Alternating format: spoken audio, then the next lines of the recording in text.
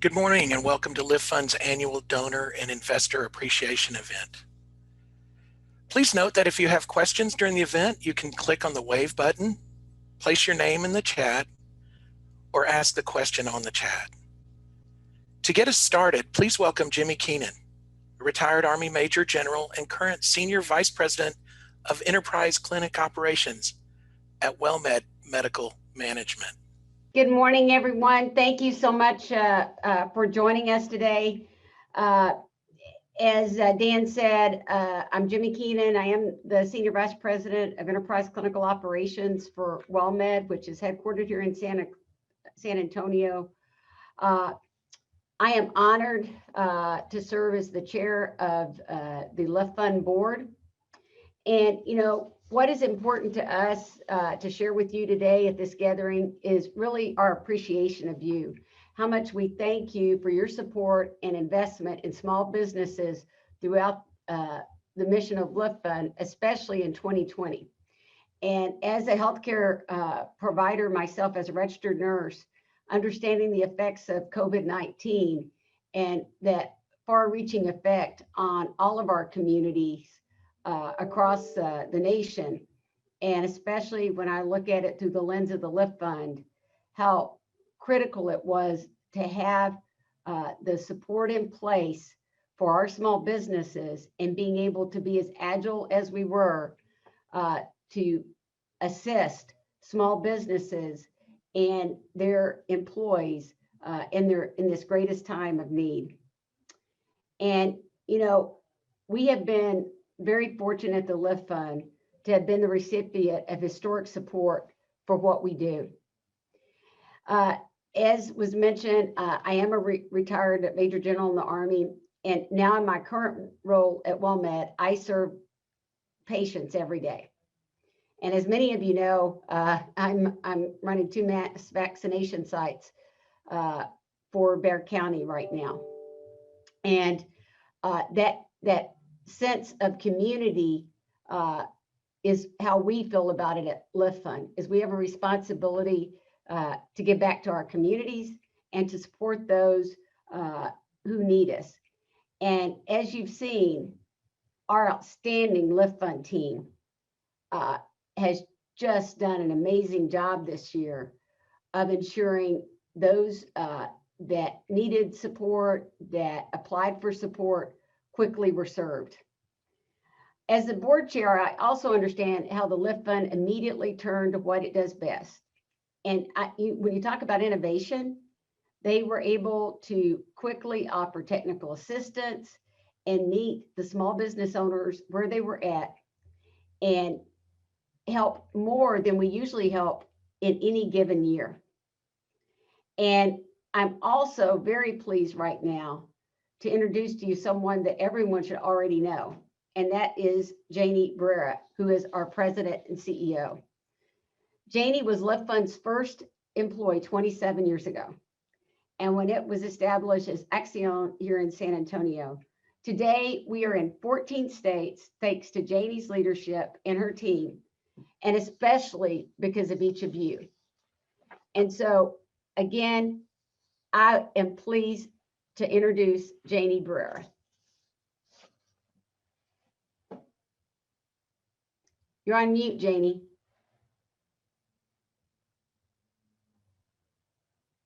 Go. Sorry about that, folks. Technology is great when it works, right? Good morning, everyone, and thank you, Jimmie. It's great to see everyone. I'm privileged enough to have 2 screens here, and so I can see those beautiful faces of you all looking at us. I see former board. I see 2 of our board members here, Bill Mull and Wayne Alexander. If I'm missing another board member that I can't see, please do a shout out right now. I see a former 2-star general here, Sue Turner. I see David Blair. I see people that have been with us from the very beginning. I see the bankers here, Julie Rendoso's from Suncoast Credit Union in Florida, Laura Jaramillo from Wells Fargo. Anyway, the list goes on. I can't acknowledge everybody that I'm seeing right now. Oh, I see my neighbor, Penny Wiederhold. It's great to see everybody here. Thank you so much for joining us. So for the rest of the time here by 9 o'clock, we really want to talk about what's been happening here at LiftFund and to thank you, because this is really for you all. Because if the help that we've received from you all hadn't come, we wouldn't be in the situation that we're in. So I'm grateful to you for the commitment you have made to small businesses through investing and donating to LiftFund. We've called our time together this morning a pathway forward, LiftFund's annual donor and investor gathering. And it really makes sense to call it that, because we don't sit still at LiftFund. We are always moving forward. At LiftFund, we believe that entrepreneurship is a way to create jobs and assets that can transform families and communities. We work with businesses, business owners who have historically and financially been marginalized and held back from pursuing their dreams. Women-owned businesses, businesses owned by people of color, and veterans. We all of these people, the communities that we work with, are hardworking men and women that want to really take care not only of themselves and their families, but be part of our community. In 2020, the LiftFund team worked at the highest levels, and we learned a lot about ourselves along the way. We learned how to fine-tune our processes. The LiftFund team on a regular year, puts out about between $25 and $28 million in 1 year. In 2020 alone, our team dispersed over $90 million. Yes, $90 million in loans and grants. Those dollars came from many of the sources that we're going to be talking about. So let's just talk about a few of them. The LiftFund donors, investors, and grantors in 2020 represented a broad collective focused on the survival of small business. As Jimmie mentioned, LiftFund was selected in late fall to receive that magnificent $10 million unrestricted grant from McKinsey Scott. I keep telling her staff when I talk to her, I've never met her or talked to her, but I keep telling her staff that I pray for her every single day, and I think you all should too. So we're grateful and we're humbled.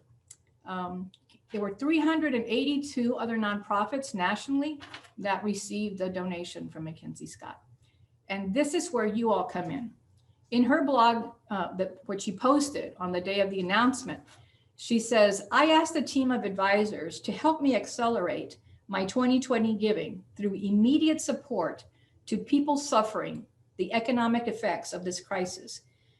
They took a data-driven approach to identify organizations with strong leadership and results, with special attention to those operating in communities facing high projected food insecurity, high measures of racial inequality, high local poverty rates, and low access to philanthropic capital. Some are filling basic needs, and others are addressing long-term systematic inequalities that have been deepened by the crisis. Debt relief, employment training, credit and financial services for under-resourced communities, education for historically marginalized and underserved people. That takes on the organizations that take on institutional discrimination. She also said that this year of giving began with exposure to leaders from historically marginalized groups fighting inequalities, and ended with exposure to thousands of organizations working to alleviate suffering for those hardest hit by the pandemic.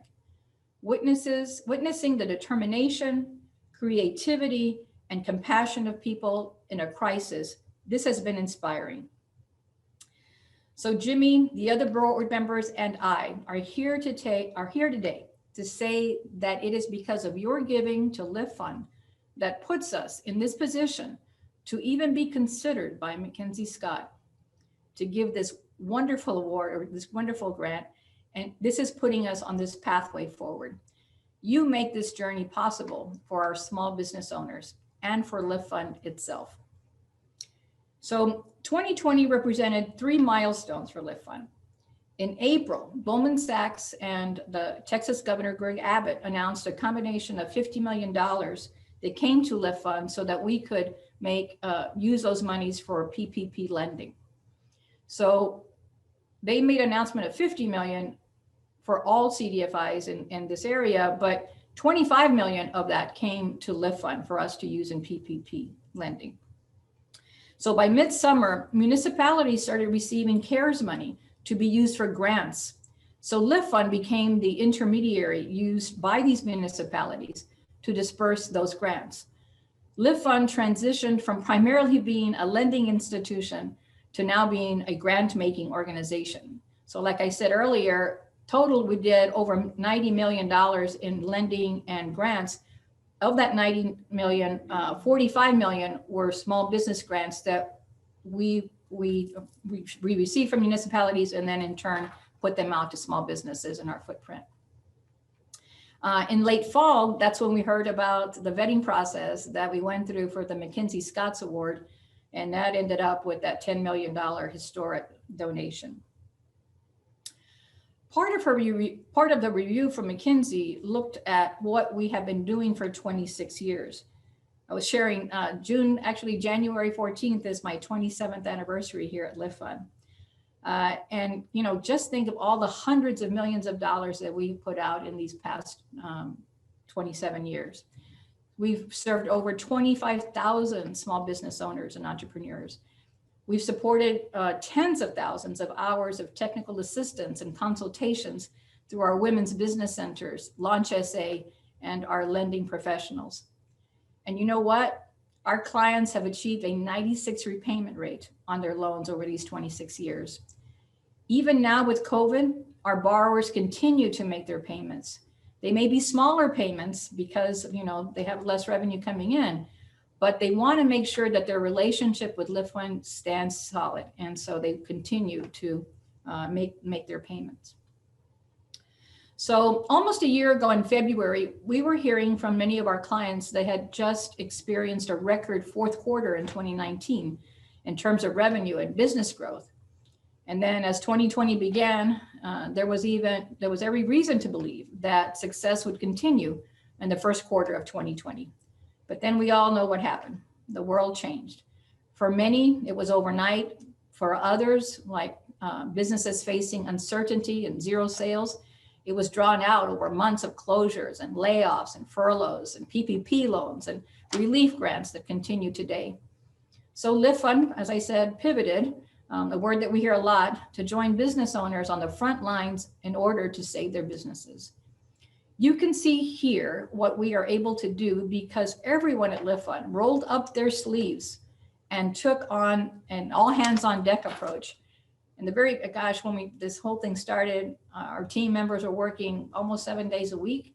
And I told them that they were part of the first responders, that we needed to continue to see what we could do. So I want to applaud. I see some of our staff members on the call too. So I really want to thank them because it's because of them and their hard work that we're able to continue to do this work. And so why do we do it? It's because of our clients. The small business owners like the people you see here. Each one has a story. Each one has a dream. You have helped those dreams come true. Your donation and your investment at LiftFund. You have been part of this LiftFund pathway. Because of you, we have been here. You have been with us side by side, and you are helping these clients. You're not only helping them by donating and investing to LiftFund, but you're also helping them because, like on Saturday, the Saturday after Thanksgiving, we asked you all to participate in buying from either virtually or in person, and that was a great success. So you walk with us and you walk with our clients. So what does the pathway look like moving forward? Our focus continues to be to provide affordable, reasonable access to capital. We have increased our online abilities to offer technical assistance and business consultation. It's really an interesting fact. In 2019, we were doing consultations and so on as we've done in the past, but a lot of it obviously was face-to-face. But in 2020, we did 1,000 more consultation hours. In 2020, not being able to see people face-to-face, but because of technology, we were able to increase those numbers. We have partnered with communities across our 14-state footprint to take on the challenges of the pandemic and increase opportunities for success. Some of these examples are continuing the PPP loans, creating a wraparound approach of support with the help of USAA. They gave us some monies for San Antonio. We've created this wraparound approach and triage approach to help the small businesses here in San Antonio.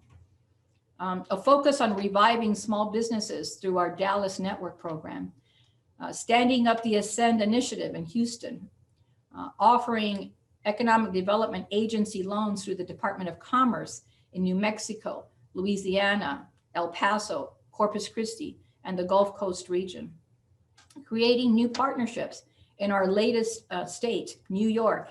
Yes, our footprint now includes New York. Leveraging the Mackenzie Scott gift for LiftFund's strategic goal of long-term sustainability. Championing our clients through initiatives like the small business marketplace that I talked about earlier. Investing in our staff by hiring our first chief people officer to make sure that our employees are onboarded and developed professionally as they carry out our mission. And Ronita, you're on the screen here. Let's see if we can find you. And maybe they can put your picture up here while I talk about our chief people officer. There she is. Say hi, Ronita. There you go. She's a retired Air Force veteran, then worked for many years at Whataburger in their headquarters for human resources, and now is here as a chief people officer at LiftFund, because we believe that we need to be taking care of our asset, which is our staff. And so with Ronita's help, we're going to continue to grow that part of our organization. So, and to be clear, our work is ongoing. It is not over. The work that we do is difficult. And I tell the staff that they are the first responders saving the small business lives in our footprint. So with that, I believe we've been able to hopefully give you an overview of what's been going on. Now, Jimmie and I would love to hear from you. We still have a few minutes left for discussion and conversation, we hope, with you all. So we welcome any comments or questions that you may have. You can just unmute yourself or put yourself in the chat, and we'll start with that. Jimmie, you ready? Yes, I am. Oh, I see my friend Ann Adams. Hey, Ann. If you have any questions, please, you can wave, or you can place your name in the chat to be called, or ask the question in the chat. Thank you. Hopefully we've had a second cup of coffee or something, but any questions or anything about the presentation that we've had this morning? Janie, a question we've received is about the PPP situation. What is it currently that LiftFund is understanding the national and local PPP situation? So the way this next round, or this present round of the PPP lending, is that the business had to have suffered at least a 25% loss because of COVID. And so, it's been interesting. In some cases, it's very easy to present that loss. In other cases, it's heard from the community that, gosh, we're only at 20%. And so they're not going to qualify for a PPP loan. That being said, the people are still working on their finances from 2020. And so people knowing that they have to show a loss of at least 25% upfront before they turn everything else in, they need to look under every single rock and expenses for that. What our team members have done as it went out, and we did about 1,000 PPP loans last year. So our team has reached out to them saying, we're here for you. If you need any help, please let us know. And then within our organization, we have experts in the PPP. That's all they do, so that they can handle the load that's coming in for that product.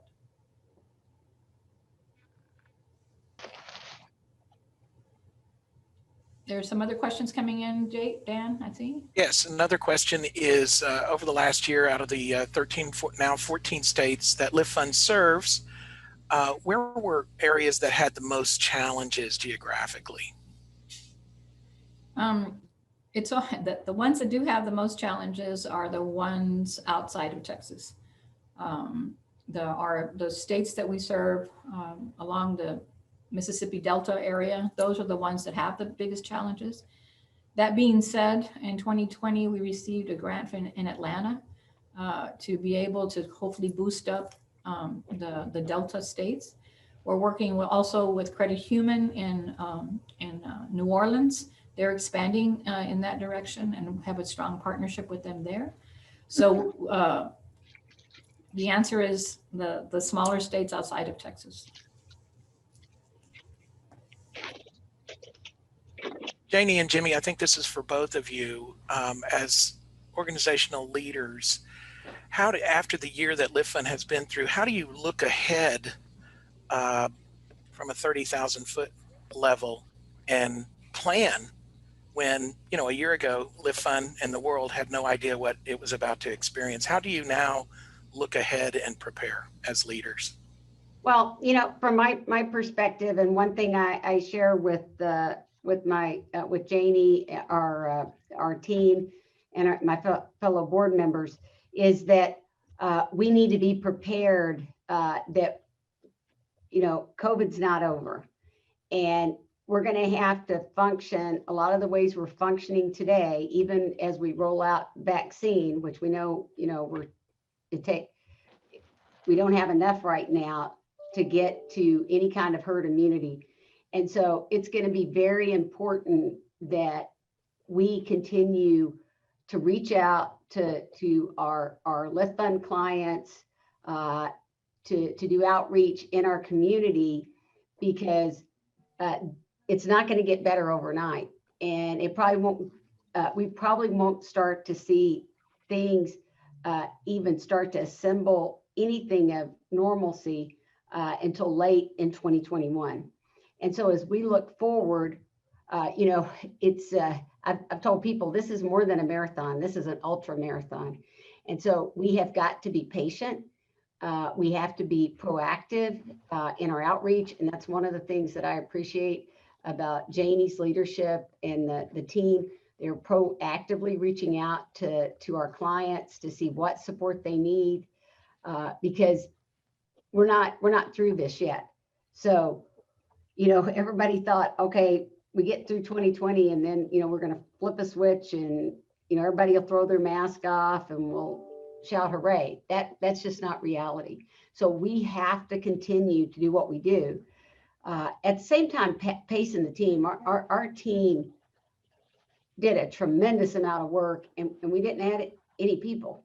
And, that tells me that we have to make sure we're taking care of our LiftFund team. At the same time, we're taking care of our clients. Janie? Thank you, Jimmie. Yeah, I want to underscore one point that Jimmie made is about that we listen to our customers. Our team members, the LiftFund team members daily are listening to the small businesses and what are their needs and how can we help. I've personally heard from the business in Houston, for example. He said, my wife and I talk about our business. We know that, this is when I was in 2020, he made this statement. He says, we know that we're going to be in business in 2021. We just don't know what kind of business we're going to be in, because they're true entrepreneurs. And so he runs a catering, or he and his family run a catering business in Houston now. He says, maybe I'll be doing something in food related, but maybe not. We'll see how people, remember I use that word pivoting, a lot of people are using that word. So that's what we're doing. And then we internally, our leadership team internally, with the help of the board, we're making sure the sustainability of LiftFund. Part of the McKinsey Scott dollars went into loan loss reserves, just in case.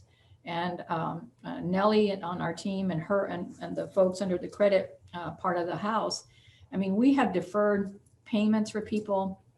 We are making sure that we are not sending them to collections, because of COVID. And so that's a challenge, right? Because you don't want to lose any money, but at the same time, you don't want to put people in harm's way and sending them to, for bad credit right now. No, we're not doing those kinds of things. We're kind of, holding on here and let's see what the next few, 12 months bring. Janie, here's a question from several folks about how do they learn about current LiftFund clients so they can patronize their businesses? Well, we're happy to report that next month we are going to have a new website where Selena and her team have been working on just that. That you could be able to go to our website and maybe Selena, if you're available to speak up to that, she's on here somewhere in one of these screens, how they're going to be able to do that is it by city or by? Sure thing, Janie. Sure, there you are. In terms of, you can visit liftsmallbusinesses.com and you can actually see our client marketplace at this time, and it will evolve into our new online website in February. But you can already visit liftsmallbusinesses.com, and we'll put that in the chat. Thanks, Selena. That's great. Mm-hmm. And I see Bill Mull is one of our board members. He who has this, obviously he's lived his life in communications. We're going to be working with him to figure out other approaches that we can do to market LiftFund to people that didn't hear about us. 80% of the loans that we did for PPP had not heard about LiftFund before. So there's a market out there that we're not reaching yet.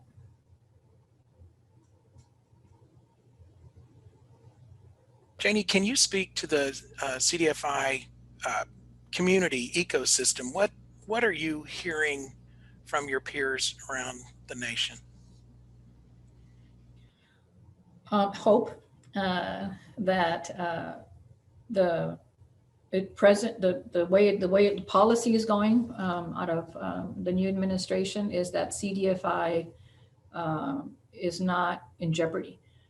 Sometimes CDFI comes under the, how can I put this?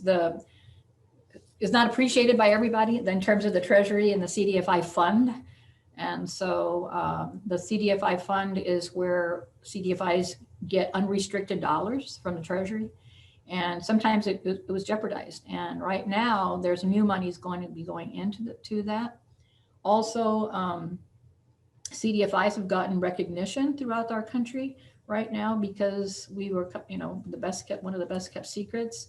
But we've kind of percolated to the top, and the present $1.9 trillion that is going to be part of the stimulus, there's money set us in there specifically for CDFIs.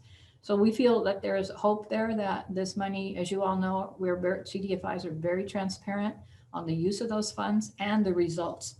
And so we're going to be using taxpayers' dollars to help our communities, and we're ready. Like I said earlier, we've rolled up our sleeves and we're ready to do it. Thank you. Janie, another question is for small business owner looking for startup funds for loans versus PPP relief help. Where should they go? And are they available? Okay, so Dan, say that question again. What? Yes, I'm sorry. For a small business owner looking for traditional lending, okay, as opposed to something in the relief column related to PPP, et cetera, where should they go? Well, they're traditional. I mean, your bank or credit union. Those are the institutions that are here to make the loans.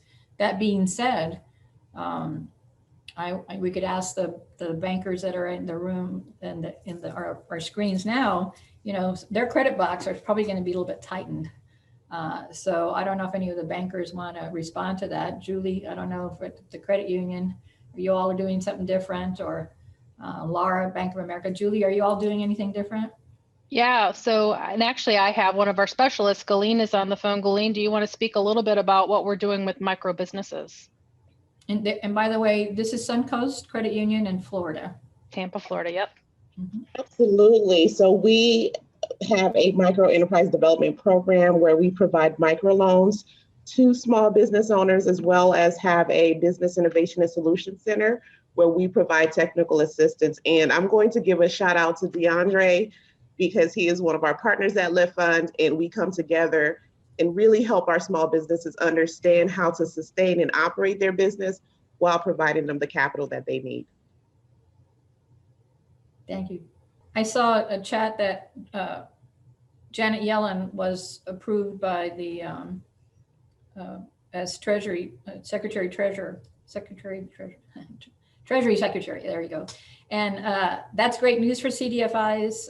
As you all may remember, I was on the Federal Reserve Board here in San Antonio for 6 years, and it was during when she was chairwoman of the Federal Reserve.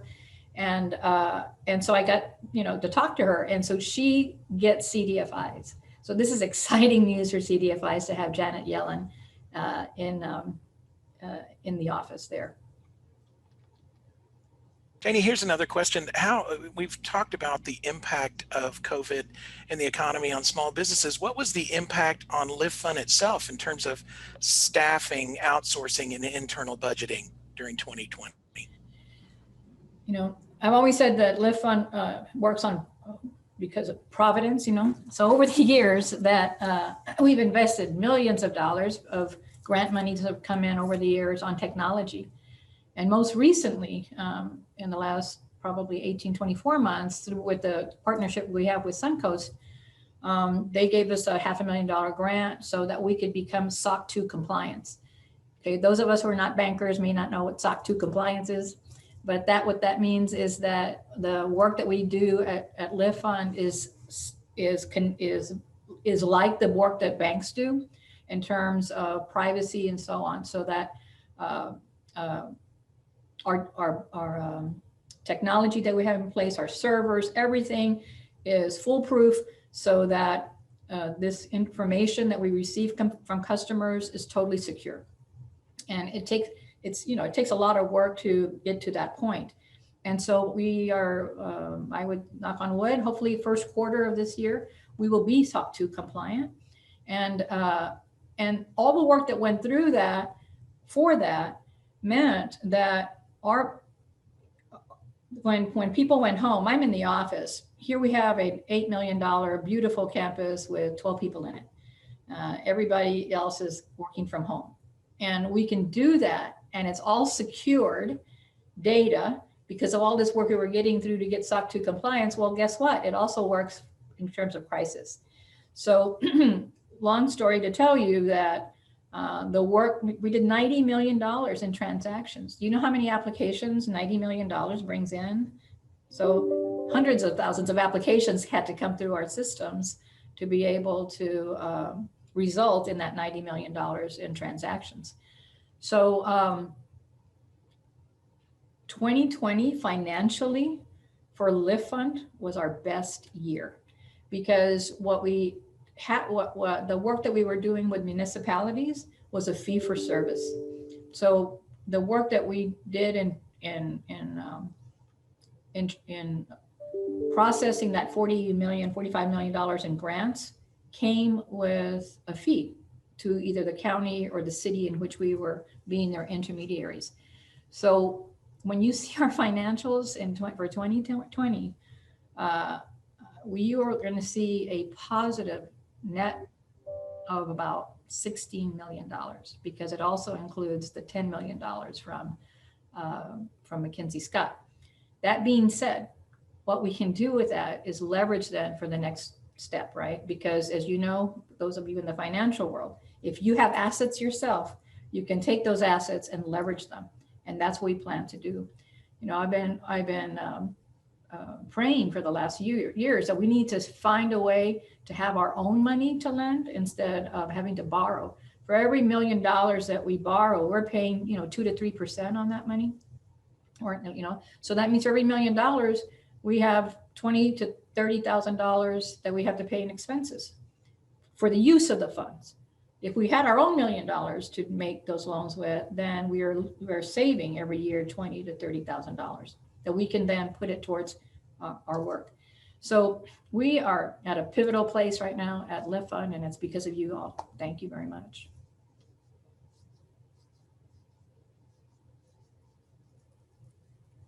Janie, I don't believe we have any other questions. If anyone else would like to raise their hand or make a comment, please do so. Good morning, everyone. This is Laura Leal Estrada in Corpus Christi. And hi, Ann, as well. Hello, everybody. I want to make a comment about our customers. I think, we talked about the spirit of giving. We talked about the mission to serve others. One of our former customers, and I was in Robstown yesterday trying to get our vaccination, and yay, hey, my husband and I were successful after 5 hours.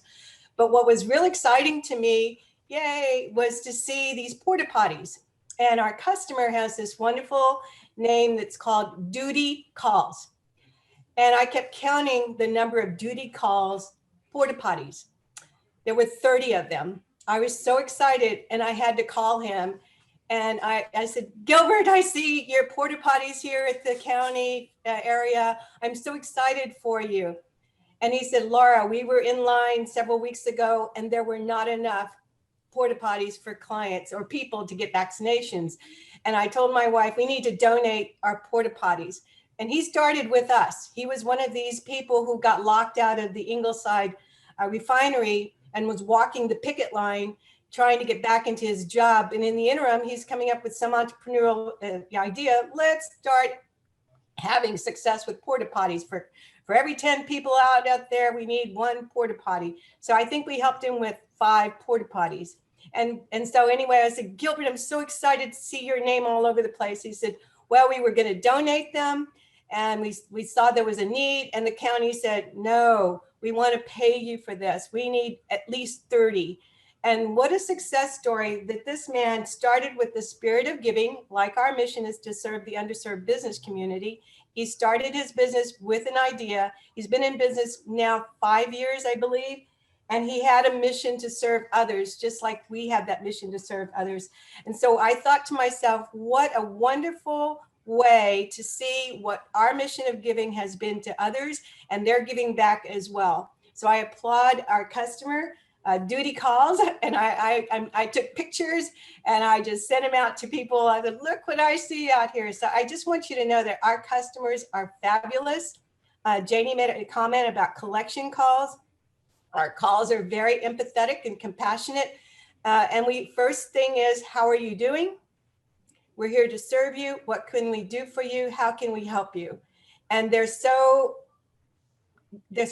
thankful for the call because they're afraid that we're going to give them a horrible greeting, and that is not our methodology. Our methodology is to be compassionate, empathetic, and then how can we help you, because we want to help you be successful in the future. And that has been the mantra with LiftFund. I've been here almost 8 years in July, technically. Started in April as a consultant, and now here as a permanent employee. So I want to thank you all for what you're doing to help us as partners and to achieve that dream of the spirit of giving, and then to see it happening with our customers. And I thought you'd like that story, Janie. Thank you, Laura. And actually, thank you, Brad Belden. I just saw your chat come on. Laura, he wants his contact number. So if you could put that in the chat, Laura, so how to reach, and Brad, welcome. Thank you for being here. Brad and his family are major investors and supporters of us. Thank you. Is there anyone else who would like to make a comment or ask a question before Janie and Jimmie wrap up, and then we go to Jimmie for the closing?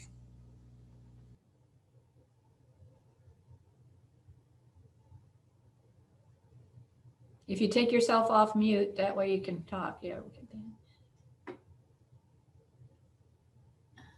You're welcome, Tess. I would just like to make a comment. I am a first-time viewer and also getting familiar with what you provide in the community across the United States. And I would say that you are doing a tremendous job in providing viable resources for companies and PP&E for individuals to stay viable during this very challenging times of COVID-19. And I just personally want to thank you for the impact that you're making in the community. And I hope that I can also be a a resource in regards to your mission and your objectives, and just want to thank you personally. Well, thank you, Nora. Would you, what city are you in? I'm in Dallas. Okay, nice to meet you. Likewise, thank you. Thank you.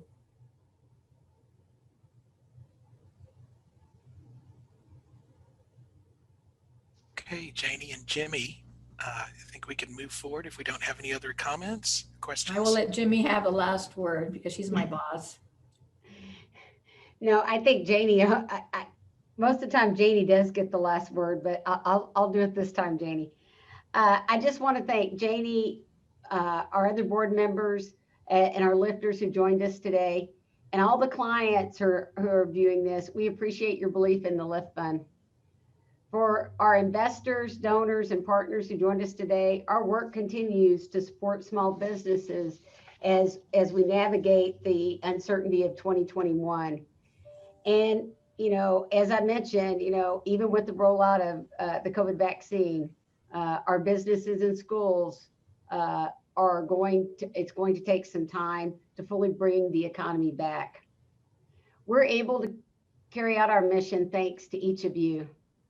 And we ask that you continue the journey with LiftFund on our pathway forward by advocating for the small business owner, by shopping locally, by supporting LiftFund in the way that you're able to do it. Please remain safe in 2021. And we really want to thank you all for joining us today. Thank you.